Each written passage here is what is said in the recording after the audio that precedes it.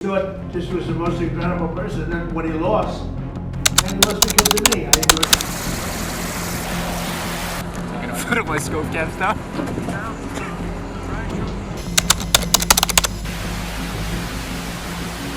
Carrier in the Navy. They say join the Navy, right?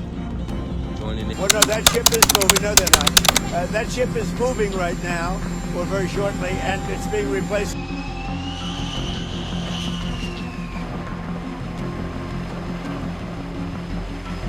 This department pays tribute to Lindsey Graham in the naming of this space. But there could be no greater tribute. Iran को घुटनों पर लाने के लिए America ने middle east में अपनी आधी से ज्यादा ताकत को झोंक दिया था। मिडिल ईस्ट में अमेरिका ने अपने 5वें नौसैनिक बेड़े के तहत भारी संख्या में फोर्स और युद्धपोतों, गाइडेड मिसाइल डिस्ट्रॉयर्स और एम्फीबियस असॉल्ट शिप जैसे यूएसएस बॉक्सर को तैनात किया था।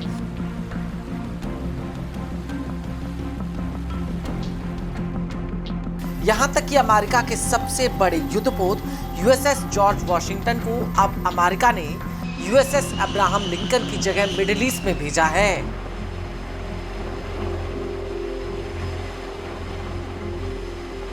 ईरान के साथ टकराव में अब्राहम लिंकन का क्या हाल हुआ, उसका सच पूरी दुनिया के सामने आ चुका है।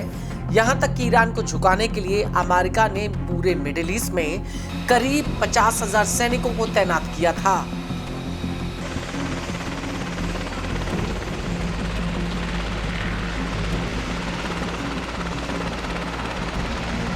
लेकिन इस पूरे टकराव में अमेरिकी सैनिकों का क्या हाल हुआ, ये सच ट्रंप ने अभी तक दुनिया से छिपाए रखा है।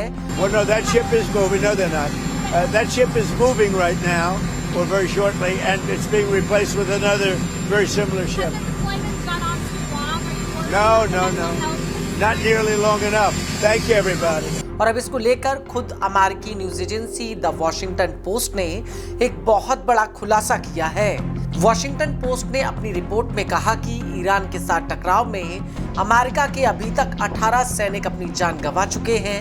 वहीं घायल सैनिकों का आंकड़ा अब 774 पर पहुंच चुका है।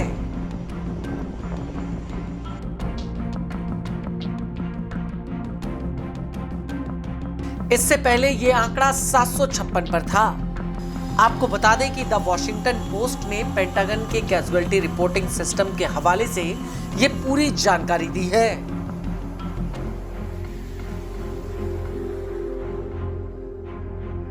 लेकिन इस सब के बीच सबसे बड़ी बात यह है कि अमेरिकी सैनिकों के हताहतों की संख्या सीजफायर के बावजूद बढ़ी है।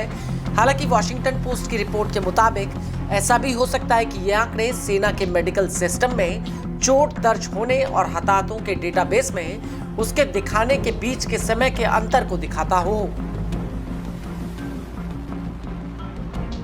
So Iran knows very, very clearly what our expectations are, and that's on the negotiating team to deliver. They're coming in our direction. The talks have been productive. I think they know where it needs to go, and I'm quite confident with our president who makes nothing but great deals that ultimately. लेकिन फिलहाल Iran और America के बीच युद्ध विराम समाप्त हो चुका है। इसके बावजूद भी दोनों पक्षों के बीच बड़े पैमाने पर टकराव नहीं हुआ है। We had oil down to less than two in many places like Iowa. Oil was down to gasoline was down at numbers that people hadn't seen in years.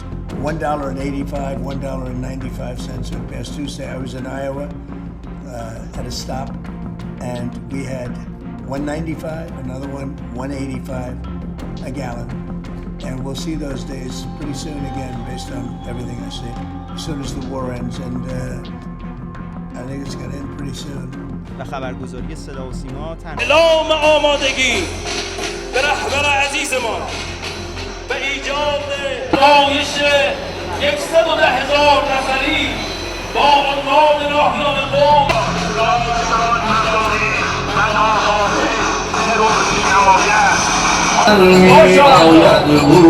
लेकिन अब मौजूदा हालातों को देखते हुए अमेरिका मिडिल ईस्ट से अपनी force को कम करने पर विचार कर रहा है। और अगर ऐसा होता है तो अमेरिका फारस की खाड़ी से अपनी सैन्य मौजूदगी को कम कर लेगा, साथ ही ईरानी कार्रवाई में क्षतिग्रस्त हुए सैन्य ठिकानों की फिर से मरम्मत नहीं करेगा।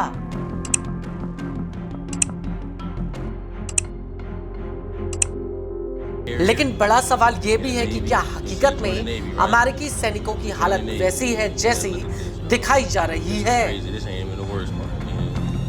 Well, no, that ship is moving. No, they're not. That ship is moving right now. तो आपको बता दें कि 2 महीने पहले ही ऐसी रिपोर्ट्स आई थी जिनमें अमेरिकी सैनिकों ने आरोप लगाया था कि उनकी चोटें जितनी गंभीर हैं, उन्हें आंकड़ों में उतनी गंभीरता से दर्ज नहीं किया गया, बल्कि उन्हें मामूली चोटिल बताया गया है।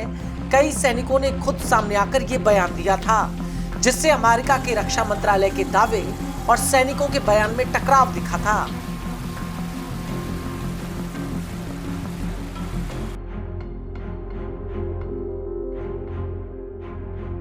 I think our message today was very much in sync with precisely where the president wants to go, which is we're going to be strong, but we can speak softly while carrying that big stick and be very clear about the fact that there are places where we can work together with China. We respect their ambitions. We know that they have a significant military buildup.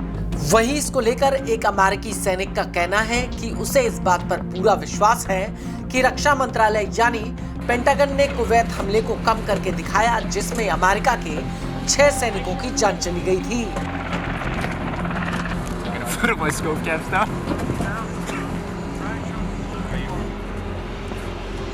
वहीं America के सबसे बड़े युद्धपोत Abraham Lincoln को लेकर भी अमेरिकी रक्षा मंत्रालय पेंटागन ने कुछ खुलकर नहीं बताया था।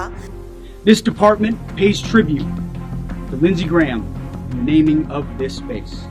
But there could be no greater tribute than Congress could give than to invest in our warriors for the full $1.5 trillion. More on that in a moment. जबकि इस युद्धपोत पर तैनात करीब 5000 सैनिकों में से कई सर्विस मेंबर ने जहाज पर सैनिकों के बदतर हालातों के वीडियो बनाकर सोशल मीडिया पर डाले थे। यहां तक कि यह भी दावा किया गया था कि कुछ सैनिकों ने इस जहाज से कूदने की कोशिश तक की है।